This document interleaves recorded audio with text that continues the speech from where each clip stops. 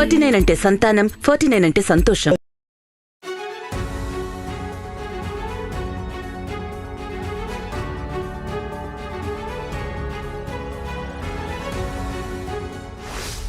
Telangana కాంగ్రెస్పై high command focus పెంచింది.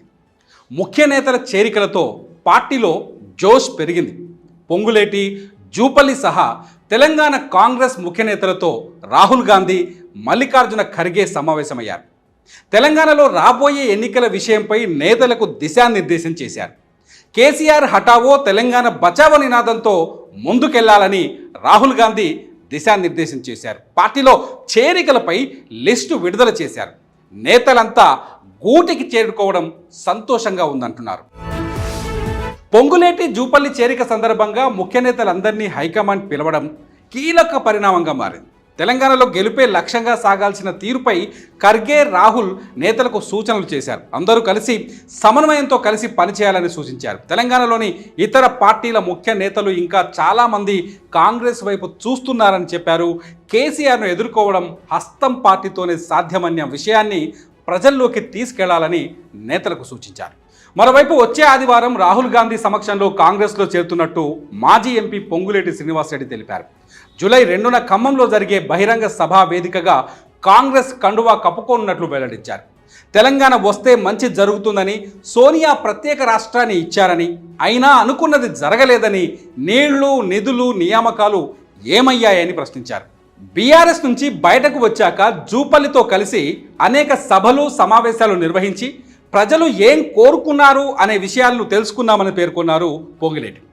ప్రాంతీయ party పెట్టే కంటే కూడా ప్రభుత్వ వ్యతిరేక ఓట్లు చీడకుండా చూడాలనే ప్రతిపాదన వచ్చిందని తెలిపారు. సర్వేల్లో ప్రజలు బీఆర్ఎస్కు వ్యతిరేకంగా ఉన్నారని తేలిందన్నారు. అందరితో చర్చించి కాంగ్రెస్లో చేరాలని నిర్ణయించుకున్నట్లు బయటపెట్టారు పొంగులేటి. మరోవైపు తెలంగాణ బీజేపీ పాలిటిక్స్ కూడా ఢిల్లీ చుట్టూనే తిరుగుతున్నాయి. మొన్నటికి మొన్న ఈటెల రాజేందర్, కోమటిరెడ్డి రాజగోపాల్ రెడ్డి ఢిల్లీ వెళ్లి కేంద్ర హోంమంత్రి అమిత్ షాతో భేటీ అయ్యారు. ఈ ఇద్దరు నేతలు పార్టీలో అసంతృప్తిగా ఉన్నారన్న విషయం తెలుసుకున్న కమలం పార్టీ నేతలు వీరిని పిలిపించారు. వారి సమస్యల్ని అడిగి తెలుసుకున్నారు. ఈ ఇద్దరు నేతలు కూడా తమకు పార్టీలో ఎదురవుతున్న పరిస్థితిని చెప్పారు. దీనిపై స్పందించిన అమిత్ షా ఇద్దరి సమస్యలు పరిష్కారం చూపుతానని, త్వరలోనే పార్టీలో పునరేకీకరణ ఉంటుందని చెప్పి పంపించారు. మళ్ళీ తాజాగా బండి సంజయ్ను కూడా ఢిల్లీకి పిలిచింది బీజేపీ అధిష్టానం. బీజేపీ, బీఆర్ఎస్ ఒక్కటేనన్న అనుమానం తొలగించకపోతే పార్టీకి కష్టమన్న ఈటల, రాజగోపాల్ వ్యాఖ్యలు కమలం హైకమాండ్కు తలనొప్పిని పుట్టిస్తున్నాయన్న వార్త తెరపైకి వస్తోంది. ఇదే విషయాన్ని కాంగ్రెస్ ఇప్పటికే ప్రచారం చేస్తోంది కూడా. గల్లీల్లో కుస్తీ, ఢిల్లీలో దోస్తీ అన్నట్లుగా బీజేపీ, బీఆర్ఎస్ పరిస్థితి ఉందని హస్తం పార్టీ కార్నర్ చేస్తోంది. ఈ అపప్రదను తొలగించుకోవాలంటే బీఆర్ఎస్ నేతలపై చర్యలు తీసుకోవాలని అంటున్నారు ఈ ఇద్దరు నేతలు. ఇదిలా ఉంటే మరోవైపు ఎమ్మెల్యేలు, మంత్రులను తీసుకొని భారీ కాన్వాయ్తో కేసీఆర్ మహారాష్ట్ర పర్యటన వెళ్లడం కూడా తెలంగాణ రాజకీయాల్లో హాట్గా మారింది. పెద్ద ఎత్తున చేరికలు, అలాగే మహారాష్ట్రలో ఖాతా తెరవాలన్న పట్టుదలతో కేసీఆర్ కనిపిస్తున్నారు. అటు తెలంగాణలో మెజార్టీ స్థానాల్లో పోటీ చేస్తామంటూనే ఎంఐఎం చీఫ్ ఓవైసీ అంటున్నారు.